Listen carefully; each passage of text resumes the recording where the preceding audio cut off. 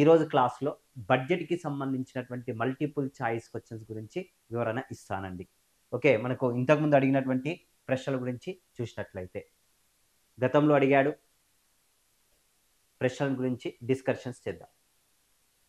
కేంద్ర బడ్జెట్లో ప్రభుత్వ వ్యయము ఎక్కువ భాగము దేనిపై జరుగుతుంది? అంటే ఎక్కువ కేటాయింపులు ఎక్కడ జరుగుతుంది అని అర్థం.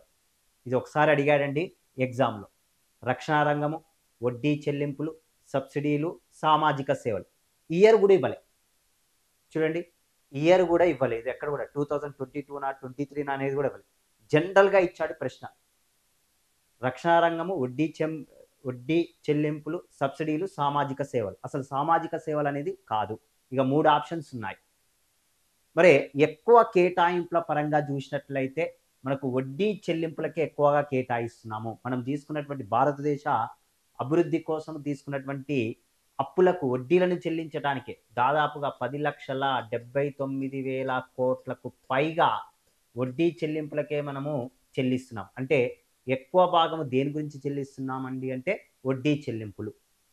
సెకండ్ వన్ ఏదండి అంటే రక్షణ రంగం. రక్షణ రంగం గురించి ఇయర్ బడ్జెట్లోనండి 2023-24 బడ్జెట్లో రక్షణ రంగం గురించి ఎంత కేటాయింపులు ఇవ్వటం జరిగిందండి అంటే 5,79,000 కోట్లకు పైగా ఖర్చు చేయటం జరుగుతుంది రక్షణ రంగానికి. తర్వాత సబ్సిడీలు 3 లక్షల కోట్లకు పైగా చేశారు. అంటే దీనిలో ఆన్సర్ ఏదండి అంటే second one is the correct answer. Second one is the correct answer. వడ్డీ చెల్లింపులు. నెక్స్ట్ మరొక ప్రశ్న గురించి డిస్కషన్స్ చేద్దామండి. క్రింది వాటిని జతపరచండి. చూడండి ఎలా ఇచ్చాడో చూడండి. ఇది కూడా గతంలో ఒకసారి ఎగ్జామ్లో అడిగాడు. రెవెన్యూ లోటు, కోశ లోటు, ప్రాథమిక లోటు, బడ్జెట్ లోటు. 4 అడిగాడు. అసలు లోటు అంటే ఏంది, బడ్జెట్ అంటే ఏందండి? ఒక వార్షిక కాలంలో వచ్చినటువంటి ఆదాయ వ్యయాల మొత్తాన్ని బడ్జెట్ అంటారు. మరి లోటు బడ్జెట్ అంటే బడ్జెట్ లోటు అంటే ఏంటంటే సింపుల్ లాజిక్.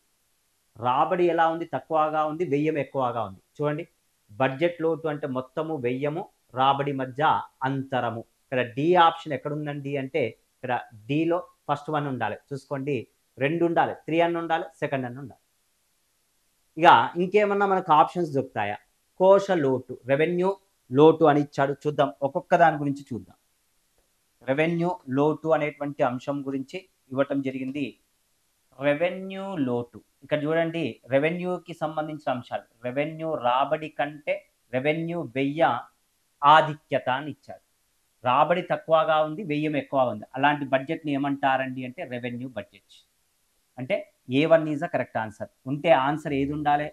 సెకండ్ వన్ అన్న ఉండాలి, థర్డ్ వన్ అన్న ఉండాలి ఆన్సర్. నెక్స్ట్ ఆప్షన్లో ఇవ్వండి, కోశ లోటు.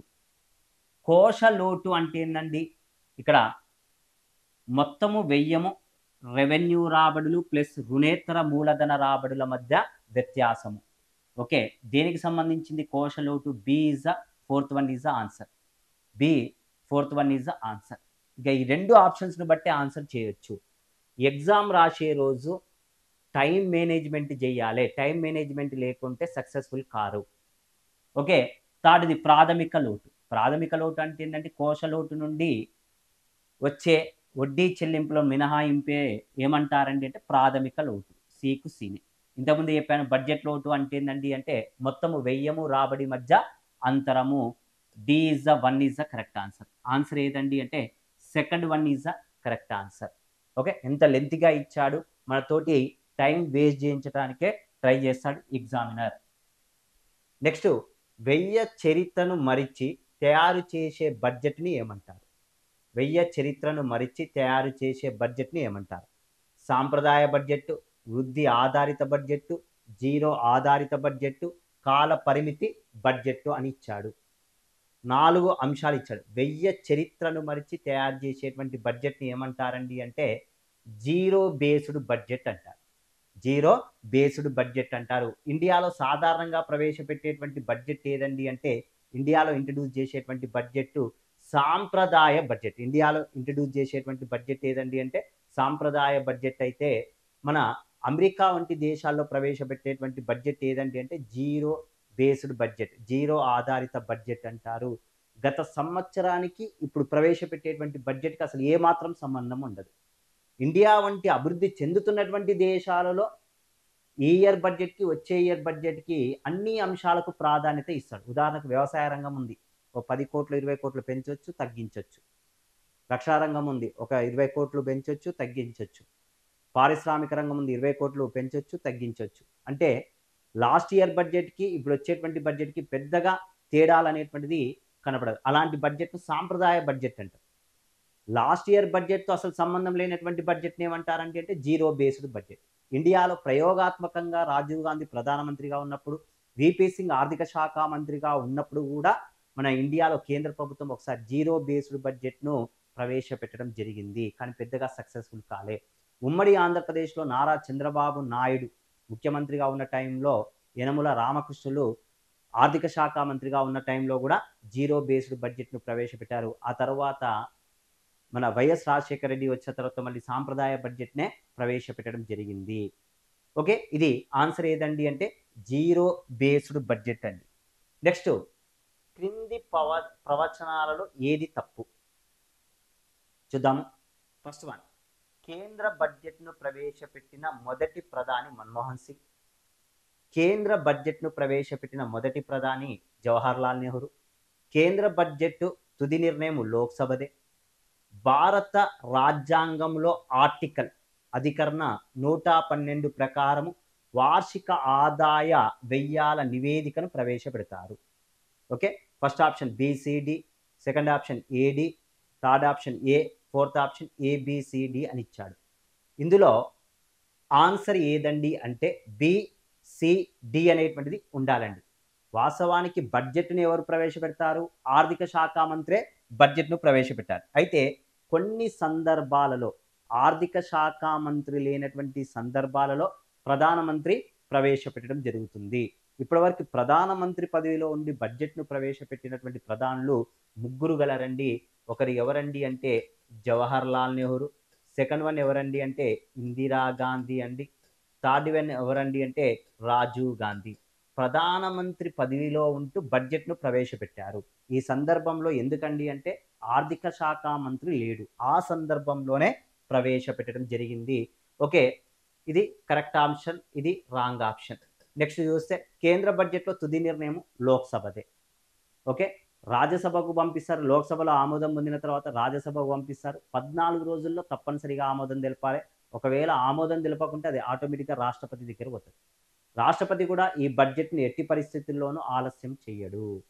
ఓకేనండి. నెక్స్ట్, భారత రాజ్యాంగంలో ఆర్టికల్ 112 ప్రకారం వార్షిక ఆదాయ వ్యయాల నివేదికను ప్రవేశపెడతారు. మన బడ్జెట్ ఆర్టికల్ ఎంత అండి అంటే 112 అండి. అంటే BCD is the correct answer. First one is the మనకు BCD is the correct answer. Next, మరొక ప్రశ్న గురించి డిస్కషన్స్ చేద్దాం. 1924లో రైల్వే బడ్జెట్ను సాధారణ బడ్జెట్ నుంచి వేరు చేశారు. ఆ ఏర్పాటుకు సిఫారసు చేసిన కింది కమిటీలలో ఏది? 1924వ సంవత్సరంలో మనకు రైల్వే బడ్జెట్ నుంచి, మనకు సాధారణ బడ్జెట్ నుంచి రైల్వే బడ్జెట్ను వేరు చేయడం జరిగింది.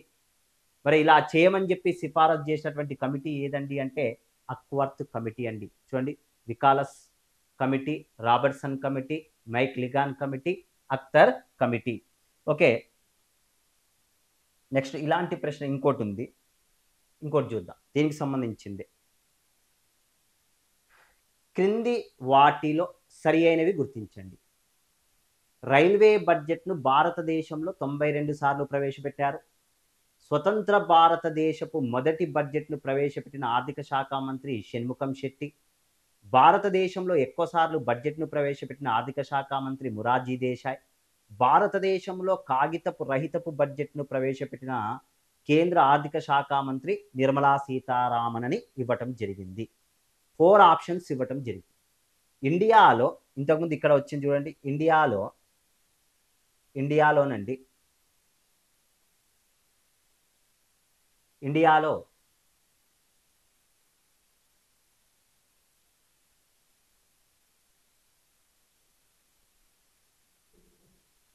జస్ట్ 1924లో ఇక్కడ కనుక చూసుకున్నట్లయితే హిస్టారికల్ పరంగా చూసినట్లయితే ఏం జరుగుతుంది ఏంటి? మనకు 1921వ సంవత్సరంలో అక్వర్త్ కమిటీ, ఏ కమిటీ అండి? అక్వర్త్ కమిటీ ఏమని సిఫారసు చేశాడండి అంటే, భారతదేశంలో కేంద్ర బడ్జెట్ నుంచి రైల్వే బడ్జెట్ను వేరు చేయండి, రైల్వే బడ్జెట్ను సపరేట్గా ప్రవేశపెట్టమని సిఫారసు చేసిన committee Acworth committee. Acworth committee సిఫారసుల మేరకు తొలి రైల్వే బడ్జెట్ను 1924-25 సంవత్సరాల్లో ఫస్ట్ టైం ఇంట్రడ్యూస్ చేయడం జరిగింది. రైల్వే బడ్జెట్ను ఫస్ట్ టైం ఏ ఇయర్లో ఇంట్రడ్యూస్ చేయడం జరిగిందండి అంటే 1924-25లో అయితే, చివరిసారిగా 2016-17 ఆర్థిక సంవత్సరాల్లో ప్రవేశపెట్టారు. టోటల్గా రైల్వే బడ్జెట్ను ఎన్నిసార్లు ఇంట్రడ్యూస్ చేయడం జరిగిందండి అంటే 92 సార్లు ప్రవేశపెట్టడం జరిగింది. ఈ ప్రశ్న మనకు 2016 గ్రూప్ 2లో అడిగాడండి తెలంగాణ వాళ్ళకు. ఓకేనండి. నెక్స్ట్ ఇక్కడ చూద్దాము ప్రశ్న. ఓకే, 92 సార్లు ప్రవేశపెట్టారు, కరెక్టే. నెక్స్ట్, స్వతంత్ర భారతదేశపు మొదటి బడ్జెట్ను ప్రవేశపెట్టిన ఆర్థిక శాఖ మంత్రి షణ్ముఖం శెట్టి, కరెక్టేనండి. షణ్ముఖం శెట్టి ఆర్థిక శాఖ మంత్రిగా ఉన్నప్పుడు 1947 నవంబర్ 26వ తేదీన తొలి బడ్జెట్ను ప్రవేశపెట్టడం జరిగింది. భారతదేశంలో ఎక్కువ సార్లు బడ్జెట్ను ప్రవేశపెట్టిన ఆర్థిక శాఖ మంత్రి ఎవరండి అంటే మొరార్జీ దేశాయ్ అండి. ఉమ్మడి ఆంధ్రప్రదేశ్లో ఎక్కువ సార్లు బడ్జెట్ను ప్రవేశపెట్టింది ఎవరండి అంటే రోషయ్య. తెలంగాణ రాష్ట్రం ఏర్పడిన తర్వాత తెలంగాణలో ఎక్కువ సార్లు బడ్జెట్ను ప్రవేశపెట్టినటువంటి ఆర్థిక శాఖ మంత్రి ఎవరండి అంటే ఈటల రాజేందర్, 5 సార్లు ప్రవేశపెట్టడం జరిగింది. భారతదేశంలో కాగితపు రహిత బడ్జెట్ను ప్రవేశపెట్టిన కేంద్ర ఆర్థిక శాఖ మంత్రి నిర్మలా సీతారామన్. 2021వ సంవత్సరంలో మన ఇండియాలో ఎలాంటి బడ్జెట్ను ప్రవేశపెట్టారంటే ఫస్ట్ టైం డిజిటల్ బడ్జెట్, కాగితపు రహితపు బడ్జెట్ను ప్రవేశపెట్టడం జరిగిందండి. అన్ని ఆన్సర్లు కూడా కరెక్టే. ఏ, బి, సి, డి అన్నీ కూడా కరెక్ట్ ఆన్సర్లేనండి. ఏ, బి, సి, డి అనేటువంటివి అన్నీ కూడా కరెక్ట్గానే రావటం జరుగుతుంది. ఓకే, ఏ, బి, సి, డి అనేది కరెక్ట్ ఆన్సర్. ఓకే, నెక్స్ట్ మరొక ప్రశ్న గురించి డిస్కషన్స్ చేద్దామండి. స్థూల కోశ లోటులో రెవెన్యూ లోటు నిష్పత్తి పెరగటము దేనిని తెలుపుతుంది అని ఇచ్చాడు. స్థూల కోశ లోటులో రెవెన్యూ లోటు నిష్పత్తి పెరగటం దేనిని తెలుపుతుంది? పెట్టుబడి పెరుగుదల, అప్పు తీసుకున్న నిధుల్లో దిగుమతుల కోసము వాడకంలో పెరుగుదల, అప్పు తీసుకున్న నిధుల రుణంలో ఇవ్వడానికి వాడటం కోసం పెరుగుదల, అప్పు తీసుకున్న నిధుల్లో రెవెన్యూ ఉద్దేశము కోసము వాడటంలో పెరుగుదల. ఇలాంటి థియరిటికల్ టైప్స్ ఆఫ్ క్వశ్చన్స్ అడిగితే కొంత కష్టం. కొద్దిగా ఆలోచించండి. స్థూల కోశ రెవెన్యూ లోటు, ఇక్కడనే ఉంది ఆన్సర్. అప్పు తీసుకున్న నిధుల్లో రెవెన్యూ ఉద్దేశం కోసం వాడటంలో పెరుగుదల. సింపుల్ లాజిక్ అండి. Fourth one is the correct answer. Fourth one is the correct answer అండి. నెక్స్ట్ మరొక ప్రశ్న గురించి చూద్దాం. FRBMA చట్టము లక్ష్యము దేనిని వృద్ధి చేయటం?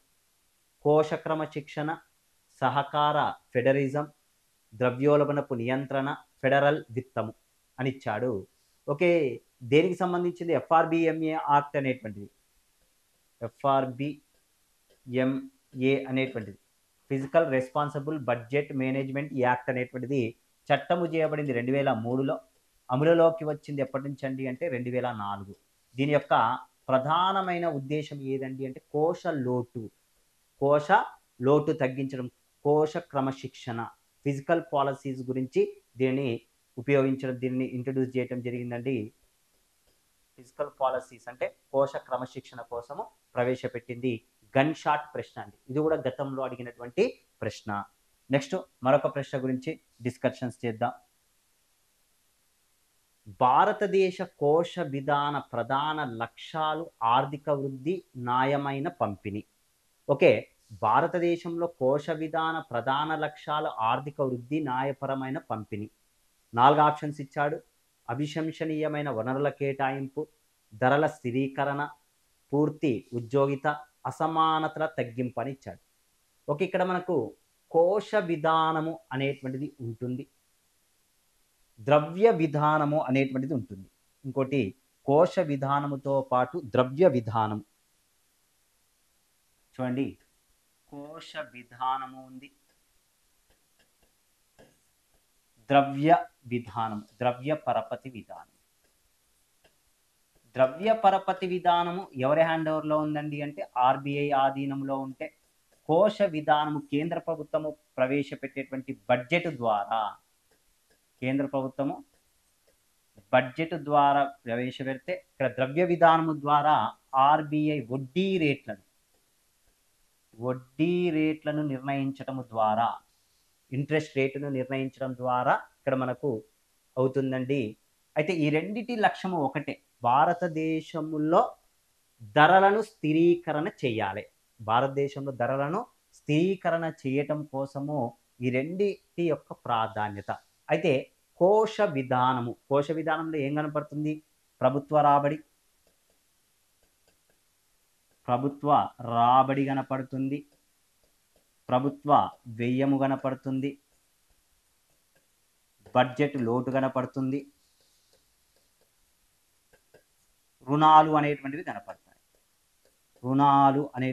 కనపడతాయి. వీటి ద్వారా ధరలను స్థిరీకరణ చేస్తుంది.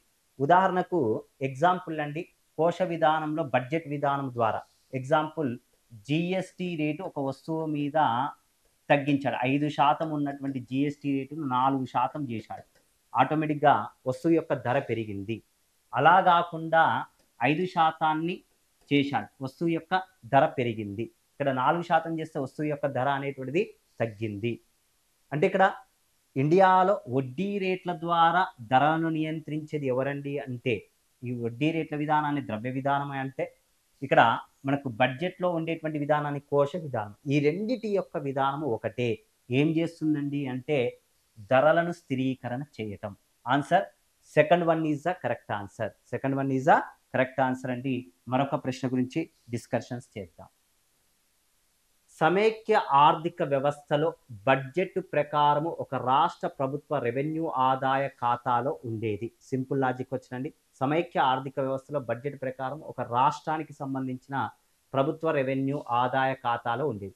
సొంత పన్నులు ఉంటాయి, పన్నేతర రాబడి ఉంది, కేంద్ర పన్నుల్లో వాటా ఉంది, నెక్స్ట్ గ్రాంట్స్ సహాయార్థము మంజూరు, ఇవన్నీ కూడా కరెక్టే. సింపుల్ అండి answer. Fourth one is the correct answer. Next ఇది కూడా చూడండి, 2022-23 బడ్జెట్లలో రూపాయి రాక అధికంగా దేని నుంచి లభించింది? కార్పొరేట్ పన్ను, ఆదాయపు పన్ను, వస్తు సేవల పన్ను, కేంద్ర ఎక్సైజ్ సూకం. ఒకప్పుడు బిఫోర్ కరోనా కంటే ఎక్కువ ఆదాయం కార్పొరేట్ పన్నుల ద్వారా వస్తే, ఆఫ్టర్ కరోనా తర్వాత దేని ద్వారా ఎక్కువ ఆదాయం వస్తుందండి అంటే వస్తు సేవల పన్నుల ద్వారా రావటం జరుగుతుంది. Answer third one is the correct answer అండి. నెక్స్ట్ మరొక ప్రశ్న చూద్దాం. విదేశాల నుండి తీసుకునేటువంటి రుణాలు ఎందులో ఉంటాయి? రెవెన్యూ వ్యయము, మూలధన వ్యయము, 1, 2, 4. దీనికి ఆన్సర్ చేయాలి అంటే ఫస్ట్ బడ్జెట్కి సంబంధించిన అంశాలు తెలవాలి. రెవెన్యూ వ్యయం అంటేది, మూలధన వ్యయం అంటేది. ఆన్సర్ ఏదండి? విదేశాలది అంటే మూలధన వ్యయం. అసలు రెవెన్యూ వ్యయం అంటే రెవెన్యూ రాబడి ఎక్కడికి వెళ్ళి వస్తుంది, ఎక్కడ ఖర్చు చేస్తున్నారో అంశాలు తెలవాలి. Answer second one is the correct answer అండి. ఓకేనండి, ఇది స్టూడెంట్స్ ఈరోజు క్లాస్ అండి. కొన్ని ప్రీవియస్ క్వశ్చన్స్ గురించి డిస్కషన్స్ చేశాను. స్టూడెంట్స్ ఎవరికైనా ఏ టాపిక్ అయినా కావాలి అనుకుంటే నా ఫోన్ నెంబర్ 9866709280 అండి. వాట్సాప్ మెసేజెస్ చేయండి. ఏ డౌట్స్ ఉన్నా కానీ చెప్పగలుగుతాను. ఓకే, నెక్స్ట్ క్లాస్లో మరొక టాపిక్ గురించి డిస్కషన్స్ చేద్దాం.